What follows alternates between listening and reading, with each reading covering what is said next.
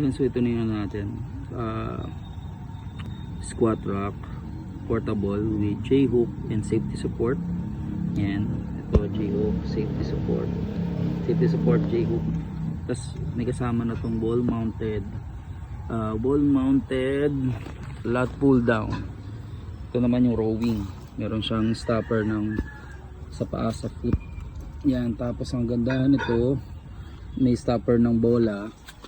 Then ito naman rubber to para pag pinapasok mo yung plates. Ito ano to wall mounted plates rack, lagay ng plates slot. Tapos ang kagandahan dito, pag bumabagsak siya, so may rubber yan. Tapos ito, hindi siya kabakal sa bakal, meron siyang spacer. Kaya hindi siya maganit, hindi siya makiskis sa bakal. Yan, may plastic yan. Pinakagandahan niya. Din ito, adjustable to pag gusto mong mag hammer.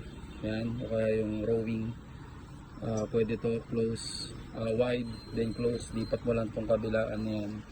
Meron ka lang bibili na handle dyan. So ito naman kasama na itong flat pull down bar. So yung mga ball na yan, ball stopper. Tapos ito naman, kagandaan nito, pag binikit mo to sa wall, pag binagsak mo yung long bar mo pa ganon, then ito yung pinaka mag-i-spot para hindi siya gumaganon. Basta nakadikit lang to sa wall. Good na good kapag nag-heavy ka. Ayos.